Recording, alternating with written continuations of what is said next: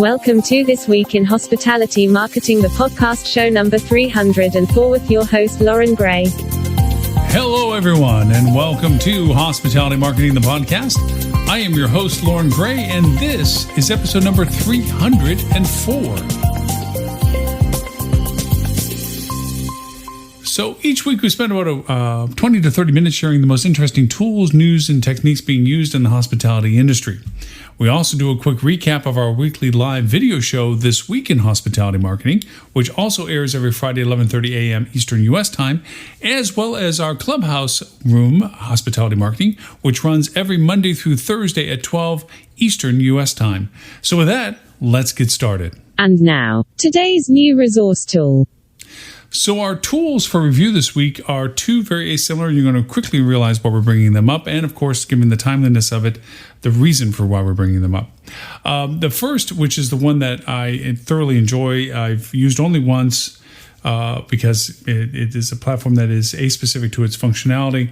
And then there's another one. The first one, let's talk about this, the one that I like a lot, and that is ThreatCop.ai.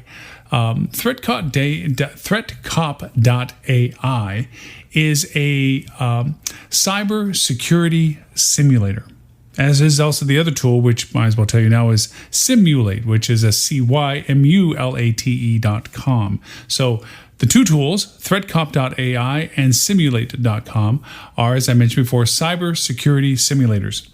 Lots of C's, lots of S's. What is this? Well, as we see on the news all too regularly and at great detriment to ourselves culturally, there is a tremendous amount of threats going on to our way of life. We just saw that the pipeline a couple of weeks ago, with the oil pipeline of the East Coast, was compromised with ransomware. We saw that happen also now to a meatpacking company. Ransomware. And ransomware, for those people that may not know, is through a means of getting into your internal systems, a hacker has gone in and encrypted, meaning coded all your data to be unlegible except for from the encryption key that they possess, what your data is, which means you are held for ransom. To pay them for whatever they're asking you to give you that key that they have that would unencrypt or access all the data that has been encrypted. And they make you pay in Bitcoin, which is untraceable because of how it's based and managed. And so you're left facing the fact, just like the oil company did, and I'm sure the meat company did, guess what? You have to pay this fee because there is no way to unencrypt the data. Even though it's sitting there on your computer, there is no way to determine what the crypt key was made for to unlock it. Hence the reason for the same technologies used for securing things is the same way that it did to lock those things. So what is a cyber security simulator? Well, ThreatCop and Cymulate both emulate a attack on your security protocols in your system. They go through the processes of the easiest ways that these systems infiltrate your systems.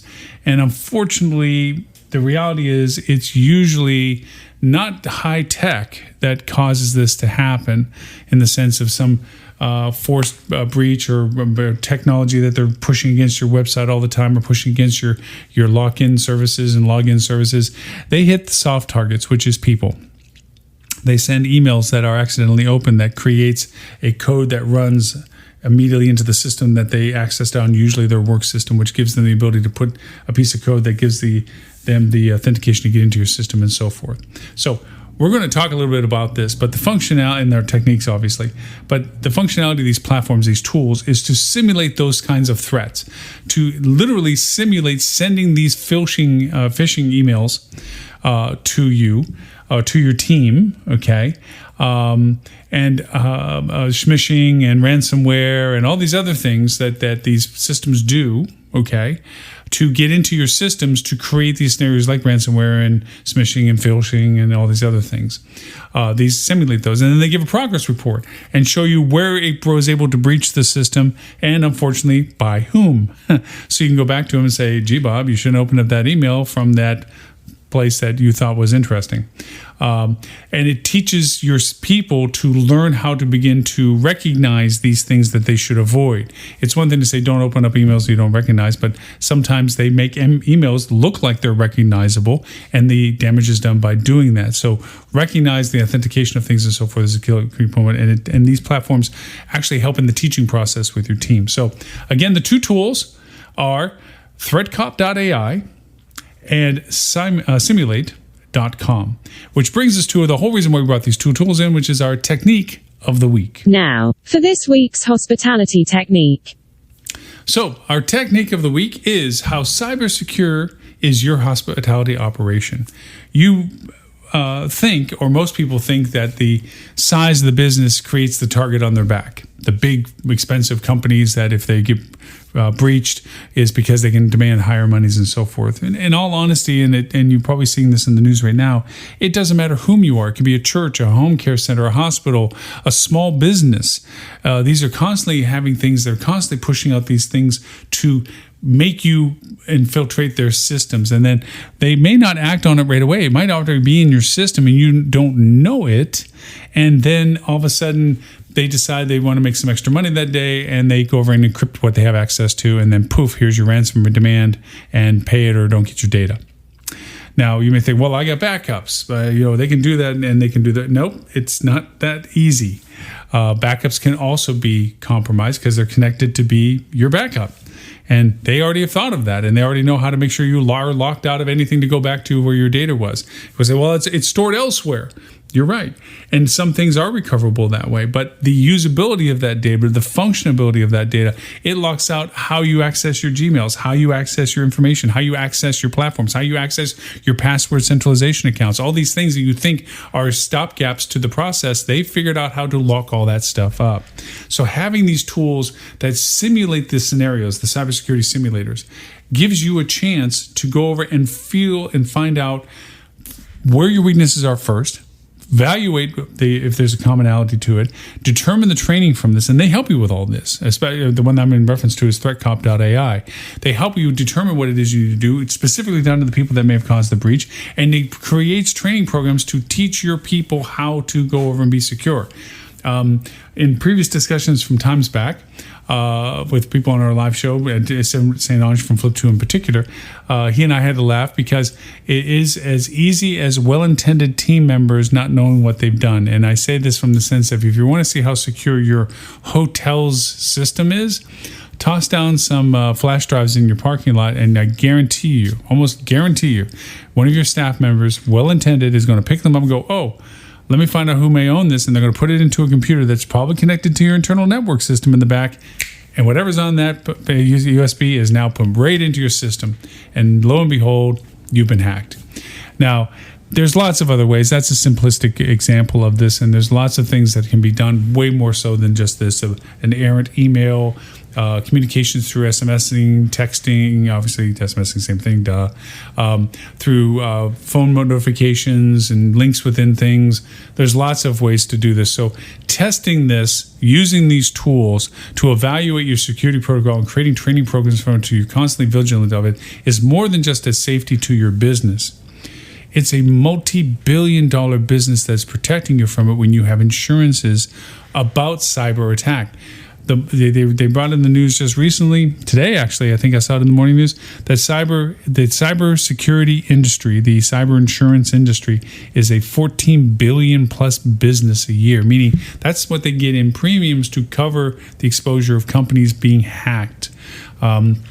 I myself, as a small business, have cybersecurity for lots of reasons. For the validation of the security that I need to go through for my clients' relationships, that any accesses that I'm being given by them, I can show and demonstrate that I'm going through all these security protocols to ensure that they are not putting themselves into jeopardy. And they need that from me to hand to their insurance company, also covering them on who has access and why and how well is it secured and everything else. So in addition to having to pay for insurance, the insurance queries about even getting the insurance is whether you're doing things like cybersecurity simulation. What are you doing for protocols? Where's your data being stored? How is it being accessed? Who has access? How are you securing them? Are you keeping up with your software and malware updates? Are you doing centralization of your keyword encryptions? Do you encrypt your data? Is it stored locally? Is it stored on the cloud? These are all things that are a real aspect of our business now that need to be addressed for you to even get insurance, to make sure that you have that coverage. Because think of the worst if you don't have this. You have confidential access to somebody's information or your own information. It gets hacked and it gets abused financially. You're on the hook for that. And your other regular insurance about business liabilities and so forth is going, dudes, that's cyber. That's not about whether or not you performed on something else. This is cyber, and we don't cover that. You're potentially held liable for that damage to those people that the data was related to. So it is very serious. It is important, and it is critical. It's not just, I run a hotel, I don't need to worry about that stuff. Imagine what it's like when your systems go down because you are held for ransom. Your systems do not work. There's a big red skull and crossbones on your screen saying, send me this, tens of thousands of dollars to this account via cryptocurrency to be given the key to unlock it. And you have to trust they're actually going to send you the key, okay, to unlock your data to be able to use your systems. And that's what all these companies are facing that have been hacked like that with ransomware. And that ransomware is just one aspect of this. So, key element, ask yourself as you're going back into the business mode of what's going on right now, how cyber secure is your hospitality operation? And that is our technique review of the week. Now, this week's hospitality news that you should know. So, news and show review. We had a wonderful time with Dean Schmidt and Adele Gutman today. Again, always a pleasure to have them on the show with us. Dean Gutman with Basecamp, Dean Schmidt with Basecamp MetaBest Search Marketing, and Adele Gutman with Gutman Aspire Reputation Management, which you can tell by their names what they do. Had a lot of fun conversation. This was our second show that we have been simulcasting on our brandly new minted legitimate hospitality channel TV. We are on TV. We are on Apple Apple TV. We're on Apple iOS, which is on your phone and iPads. We are on Roku. We are on Amazon Kindle and Fire products and Amazon the platform. We are also on Google Play and all things Android. So we're out on actually all the channels. Just like Netflix, where you sign and get a subscription, we're on there, but we offer the live show as a free aspect of that app. Just whether you're a subscribing member to it or not, it'll play the live show there, as well as our online TV channel, which also gets distributed live, and that is hospitalitychannel.tv. And there we have all the residual. That's a very linear TV programming. It's not on demand like the paid platform is. It's very linear. At 5 o'clock, this one thing plays. At 1 o'clock on Tuesday, the other things play. It's a daily TV channel, just like a TV like NBC, CBS. It's a very linear program, and we're going to get better at putting the aggregate content together that we're going to base it topically, or we're going to have certain presentations at certain days on certain times. We're getting better as we begin to sort through and categorize our content from all these years of doing live broadcasting the way we have been, which is simulcasting on Facebook, LinkedIn, Twitter, YouTube, on and on and on. Well, now we're legitimately on TV. So this was our second show doing that. We talked about, I started the conversation topically based on our conversations from our Clubhouse this past week, which is every Monday through Thursday at noon Eastern Time on Clubhouse app under hospitality marketing. Is marketing on pause right now? I wanted to start the dialogue with business being what it is for transient demand. A lot of hotels are equating their current marketing strategies as, I don't want to market right now. I have too much business to handle already. I can't handle the business that's already there. Why market? And we talked about the misnomer of marketing now and what that means now. That marketing is not just about selling now. It's about branding and recognition and awareness and all the things that add value to your messaging and communication. Robert Cole with Rock Cheetah, who sends out his weekly newsletter from Rock Cheetah, which, by the way, if you want to subscribe to that, it's free. It's wonderful, great, excellent curated content. You can do that at bit.ly/Rock Cheetah, all lowercase, no space. But there's basically 6 key element points to the purpose of marketing to a degree. Timely and relevant is the content that you're projecting and sharing. attracting new customers are always a current dialogue that always isn't just about now booking, but about future tense attraction to what you have to offer. Also, it reinforces current customer relationships because they see you and you're present, you're front of mind, they're aware, and they see that you're actively engaging with them communication-wise. Keeping everyone engaged is the fourth point to that. It creates value because they feel that because of residually either having been a guest of yours or potentially a future guest of yours, you're providing the value of the dialogue of what you're sharing with them as things to do, things you're offering, the value of what you represent to them in their choices of travel. And then, of course, offers a compelling reason to come and buy from you, to stay with you, or to eat with you in your restaurant, so be it. These are all the purposes of marketing that all don't have to do with just a here-now selling point. It's not that marketing doesn't get used for that, and it should be used for that. It's a valuable tool for that. But it's not the only purpose of marketing, which is the conversation we had. It was really referring more to the context of, don't think by that, when this goes back to pre-COVID days where, why should I market during season? Everybody wants to be with me. I'm already sold out. It's not about selling something now. It's about developing the relationship. So in the future, when you're not the belle of the ball, you have people to go talk to because they've made it clear that they're interested in you. You now need to, the burden's on you to make them interested in you for a time that they weren't initially interested like everybody else was, and convert that interest, like a snow ski resort where they may have been interested with you to go snow skiing. Now it's up to you to convert them to understand how fun it is to go there when it's not snowing and go screaming down the side of a mountain on a motorcycle or a bicycle without brakes, or just making that up, but that kind of thing. So that's where we start talking about the misconception as to marketing relevant to current bookings, current demand. We went a lot over the place. We started talking about the efficiencies of guest interaction. We talked about funnels and funnelytics, about creating funnels for conversions, which for those that may not be familiar with it, when we talked last week on our podcast about InfluencerSoft and platforms like that, about creating automated and semi-automated engagements on multiples of platforms, socials, websites, ad campaigns, and what have you, that all interacted based on how they interacted with you, triggered other things to keep that perpetual conversation going, which required less people to do that, which is a benefit to current demands of labor right now. So we went through those conversations as well. We talked about the ways to oversell a hotel, how to handle your overbookings and how to marginalize mathematically those numbers to know that you're not putting yourself into jeopardy where you're forced walking people because you oversold purposely to a point that you knew you were going to be putting yourself into jeopardy. There's ways of doing that where you don't do that. There's always inaccuracies with anticipation, but there's ways of doing that. We talked about through those. We talked about our prognostications as to how we see business cycle going through the remainder of this summer into fall. Where does corporate travel come into that? What kind of corporate travel comes into that? We all agreed that corporate transient travel will be your first lead in for corporate travel, as the more of an interest of individual travel comes in and their extension of time for their business travel. They might add some more personal time. So we talked about it. We talked about the complexities of driving group business back. We know the Smurf market business is coming back raging for all the delayed weddings and all the delayed reunions and fraternals and everything else. They're all gathering as fast as they can, and the prices are escalating because of it, because they're fighting against the wave of transient demand as well. We talked about those demand cycles to it. We talked about how maybe if your hotel isn't in that wave of transient demand, how to retool the demand you can possibly garner towards your hotel. And we use the particular example, downtown big box hotels. How can you get to be a player in your market when the market that you used to chase, group corp travel, isn't there? And it's not there for the imminent future. How do you translate that into the demands that are in market, like transient, and maybe potentially the growing corporate transient as well? So had all those fun conversations.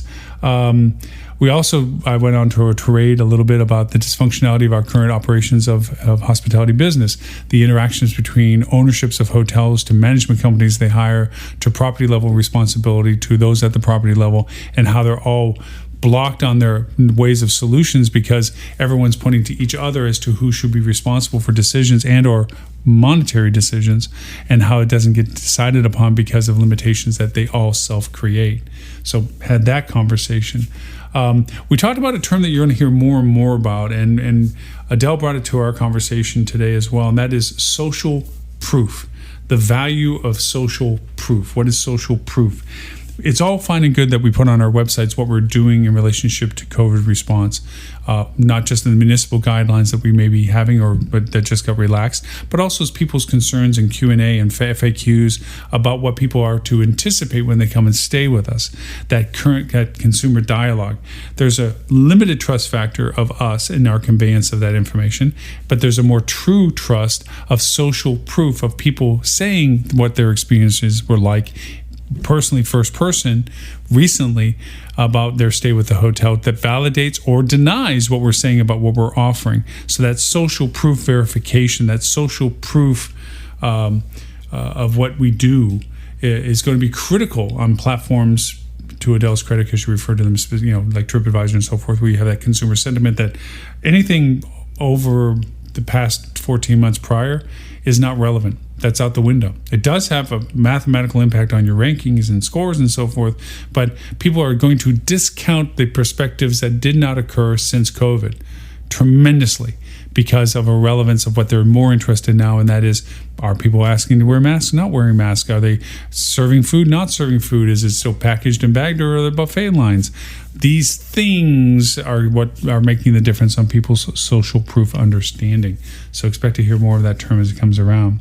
I also talked, and we all talked, and I brought this up, about there might be a second purge of loss of businesses. We know that there was quite a list of hotels that closed due to COVID, but I think there's a lot of bad businesses that existed because of their creative financing, limitations of expenses, and their ability to garner PPP money or what have you, that has created their opportunity to survive longer than they potentially business-wise should have. And so because of that, once we see business emerging and we have to get back into a competitive market model again, we might find that they may not survive as well because they didn't update their technology. They haven't changed their market methodology. They haven't done well for their teams and staff members. And because of that, they're in a behind the gun kind of thing. They, as Dean eloquently put in his analogy, when the race was called off and everybody went into the pits, some businesses took the time to replace the engine that was giving them problem and the wheels that were running bare and refueling it, and other places went over and just didn't spend any money, and they're putting the same car back on the track with the same equipment that wasn't doing well for them, and they're going to be suffering trying to win a race that the other cars that did improve themselves are being better and faster for. And so we kept with that analogy as well. We also talked a lot about writing a great job description, how marketing can influence that and improve what you're doing, that you're just not writing a job description, you're selling the concept of what the position holds for people to be excited and interested about what they're joining. And it's not all about what you're asking for, minimum requirements of education and experience and so forth, but rather, what are you offering? And this isn't about just the salaries and the benefits, but culturally, what are you offering, and how do you make that message come out through with your words and what you're offering and when you're posting and so forth. So it was a great dialogue all day today. Great content. Of course, all of these show notes, links of things we talked about, and the ability to play back are available to you. Remember, you can find us on Google Play, Apple iTunes, iHeartRadio, SoundCloud, Stitcher, Spotify, Pandora. The list goes on. 39 platforms and counting.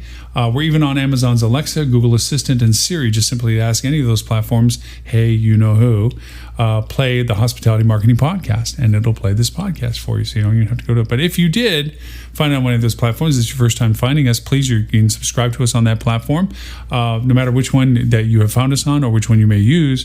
If you like the show, please leave a comment for us, good or bad, really, in all honesty. We were looking into all feedback. You, of course, can send me an email at any time at lauren@hospitalitydigitalmarketing.com. I answer each and every email, and I appreciate anybody's feedback, as I always do, about what you like about the show and also what you would like to hear more about in the show. And so I would love for that. And, of course, it helps others that may not know about us find our content as well because of the reviews. Of course, through all this process, if you want to play back this or any of the previous episodes, we do have archives as well. You can go to hospitalitydigitalmarketing.com/podcast. There you'll find this and all previous shows. Also, please don't forget our video, live video talk show that we do every Friday today, prior to this podcast recording, that you can join at 11:30 a.m. Eastern U.S. time, called This Week in Hospitality Marketing, the live show. And for it and all previous shows, you can go to hospitalitydigitalmarketing.com/live. and you can find all that and with the show links and everything else in there as well. Also, as a reminder, we do our Clubhouse dialogue 2 times a day, Monday through Thursday. 8 a.m. is Hospitality Marketing Coffee Hour, and also at noon is Hospitality, basically lunch hour. We do it Monday through Thursday for those 2 times on the Clubhouse app under the Hospitality Marketing Club. And then on Fridays, as I mentioned, we have our live show. We also have 2 TV platforms available. We have hospitalitychannel.tv, which is all of our shows in categories linearly as to podcasts from everyone, content associated with topics, guest hosts, consolidations, and on and on and on, 24/7. The only first and only really TV channel dedicated to hospitality, and that's the hospitalitychannel.tv. And then we have our subscription-based TV channel that is on Roku, Amazon, which is including Kindle Fire, and all that kind of stuff. Google Play, which is also including Android and Google TV. Also Roku and Apple TV, and Apple iOS. All of those are available for a on-demand subscription-based $4.99 a month, or discounts if you want to subscribe longer. If you reach out to me, I have coupons. If you want to do more than the 3-day offered trial for free, I can give you a coupon that will give you up to 30 days to give you a chance to kind of give a feel for all the stuff we're putting on there that's worthy of being a paid for, available on your TV. So, as I said, the first and only TV channel dedicated to hospitality, HCTV. So, with that, my name is Loren Gray. Thank you again for the privilege of your time, and I look forward to talking to you next week.